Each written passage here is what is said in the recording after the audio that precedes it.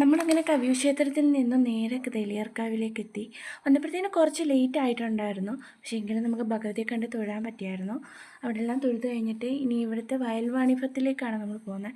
ഇവിടെ എന്തൊക്കെയാണെന്ന് പറഞ്ഞാൽ അറിഞ്ഞുകൂടാ. ആദ്യം തന്നെ ഞങ്ങൾ പാനിപ്പൂരി കഴിച്ചു. പിന്നീട് ഞാൻ ഒരു അമ്പലത്തിൽ പോലും കണ്ടിട്ടില്ല മാംസത്തിൻ്റെ മത്സ്യം കാണുന്നത്. ഇവിടെ കണ്ടു ഉണക്കമീനാണ് ഇവിടുത്തെ മീനെന്നാണ് പറഞ്ഞത്. പിന്നെ സ്രാവ്, കൊഞ്ച്, മത്തി, അയല, മണങ്ക്, അങ്ങനെ കുറേ മീനുകൾ അതൊക്കെ കണ്ടു. പിന്നെ അമ്മ എനിക്ക് ഐസ്ക്രീം വാങ്ങിച്ചു തന്നായിരുന്നു, അത് കഴിച്ചു. അതിന് ശേഷം നമ്മൾ പെൺപിള്ളേരുടെ സ്ഥലം കമ്മലിൻ്റെ അടുത്തോട്ട് പോയി. അവിടെ നിന്ന് ചെരുപ്പ് വാങ്ങിച്ചു. പിന്നീട് വീട്ടിലിടാറെണ്ണം വാങ്ങിച്ചു. നല്ല വിലക്കുറവുണ്ടായിരുന്നു, കുഴപ്പമില്ലെന്ന് തോന്നുന്നു കേട്ടോ കണ്ടിട്ട്. ഇടയ്ക്ക് ഞങ്ങളുടെ കസിൻസിനെ കണ്ട്, ദിവ്യ ചേച്ചി, വിഷ്ണു ചേട്ടൻ, അച്ചൂട്ടൻ, അച്ഛനും അമ്മയെ തപ്പുമായിരുന്നു. ഞാൻ എൻ്റെ ഇടയ്ക്ക് കണ്ടില്ല, അവരെ ഒന്ന് മിസ്സായി. പിന്നെ അവരെ കണ്ടു. പിന്നെ വീട് ഞങ്ങൾ കമ്മലിൻ്റെ അടുത്തോട്ട് തന്നെ പോയി. അവിടെ നിന്ന് ഒരു കമ്മലും മെഹന്തി വാങ്ങിച്ചു.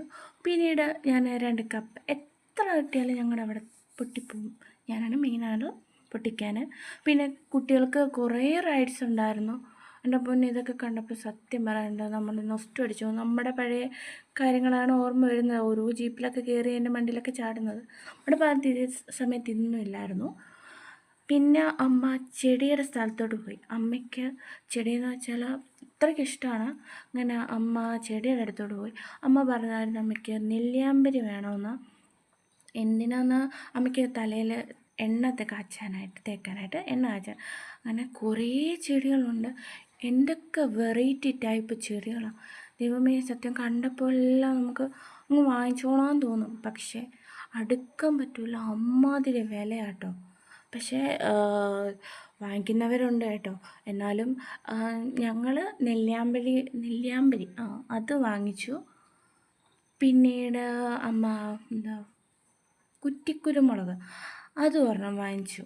പിന്നെ പല ടൈപ്പത്താണ്, അങ്ങനെ കുറേ ഇതുണ്ട്. പിന്നെ നമ്മുടെ വീട്ടിൽ തെറ്റി 3-4 സൈസേ ഉള്ളൂ. അപ്പം അമ്മ പറയും നാടൻ തെറ്റി നോക്കണമെന്ന്. ഇതൊക്കെ മൂന്നാറിൽ നമ്മൾ കണ്ടിട്ടുള്ള പൂക്കളാണേ. പക്ഷേ ഇതിനൊക്കെ ഏകദേശം 350-200 രൂപയൊക്കെയാണ്. ഇതുണ്ട് റോസ്, നല്ല രസമുണ്ട് കേട്ടോ കാണാൻ. അതുകൊണ്ട് ഞാൻ മണത്ത് നോക്കിയായിരുന്നു, നല്ല മണം ഉണ്ടായിരുന്നേ.